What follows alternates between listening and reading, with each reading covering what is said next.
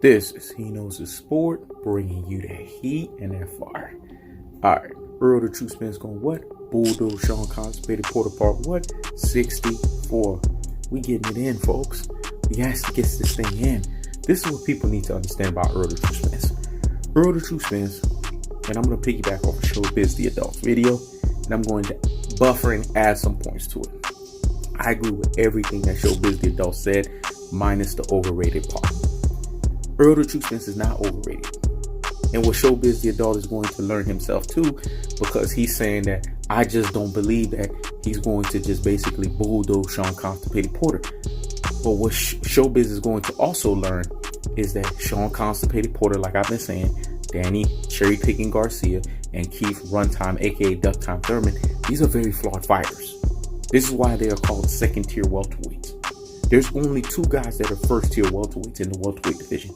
That's Errol the True Spence and Terrence Buck Crawford. Because these guys are nearly flawless fighters. Errol the True Spence is even more flawless than Terrence Buck Crawford. Because Terrence Buck Crawford has two issues. He likes to play this little kid game of hit me, I'ma hit you back. Hit me, I'ma hit you back. Hit me, I'ma hit you back. Can't do that against Errol the True Spence. And then he has this other issue where Terrence Buck Crawford is too light on his ass. He can't take body shots. All you gotta do is go watch the Dunkel fight. He took 2 body shots and his tongue went out like that. Errol the True Spence had issues where he was taking a lot of shots to the head at his early part of his career. Then he went from that to taking only some shots to his head to where he almost takes no shots to his head. So that was the weakness, but it's been cleaned up. Here's why Errol the True Spence is going to bulldoze Shawn Constipated Porter. He's leagues and shoulders above the fray. This man does not do anything phonetically, fundamentally, soundly in the square circle that makes you think that, damn, this guy does not have skills. He's a coach's dream, a trainer's dream. He listens to the game plan to the T. Not even Terrence Buck Crawford does that. Go look at how many times Bo Mack yells at him.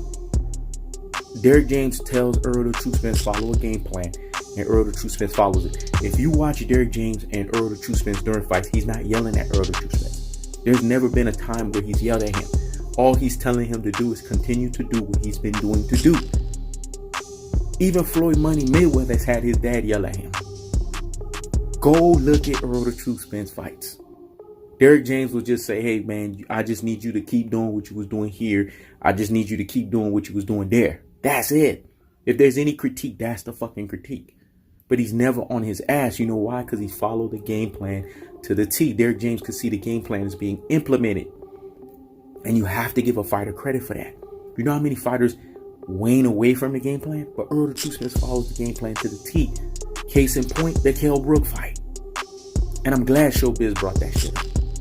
Because on one side, you saw Triple G messed up the orbital sock. Right? On the other side, you saw Errol the True Spence broke the whole fucking face.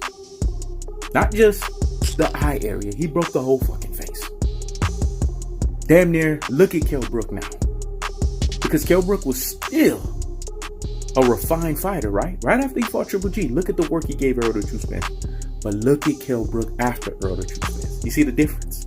See, folks need to understand this. Errol the True Spence not only beat down, put this guy on bended knee status, the 11th round KO stoppage, right? TKO stoppage, however you want to call it. He took the belt back that Shawn Constipated Porter lost. And when Shawn Constipated Porter lost to Kell Brook, go look at how he lost that fight. You saw the difference between his ineffective aggression style versus Errol the True Spence tactical aggression. Because Errol the True Spence showed you, you can beat Kell Brook with an aggression style. You just have to do it tactically and strategically.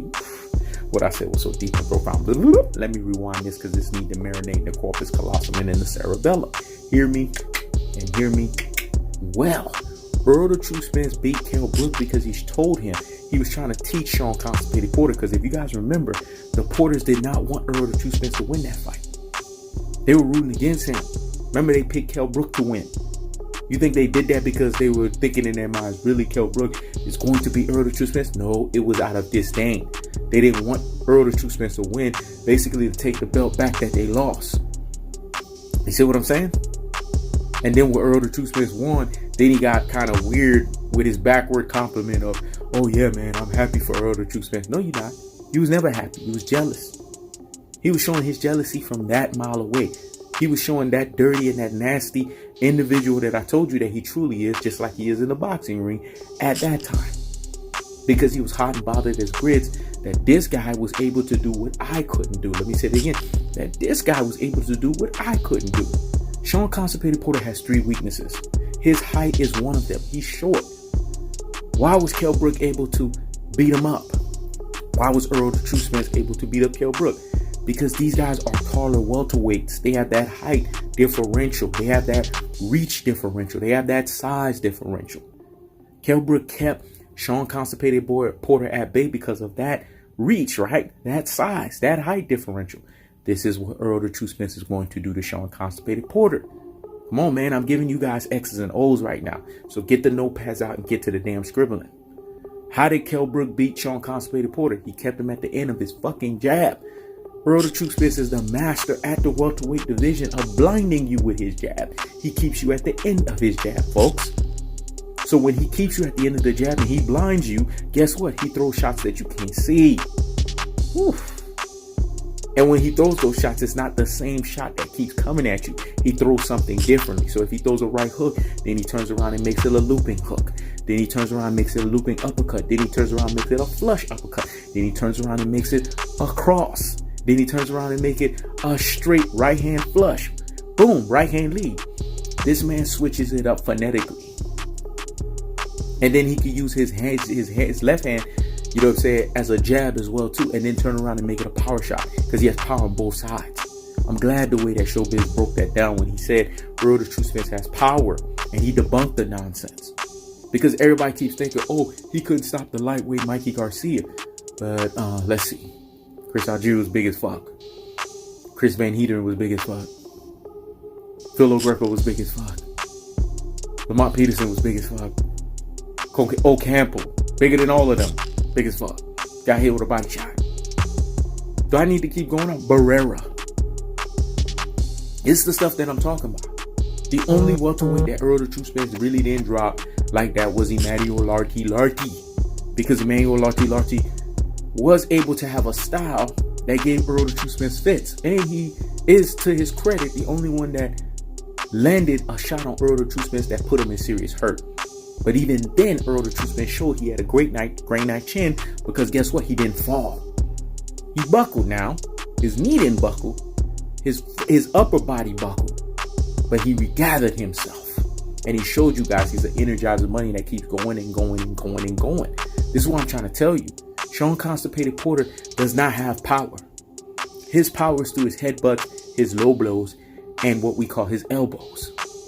This is how he wears fighters out, through being dirty and nasty. Errol the Truth Spence knows that's the game plan.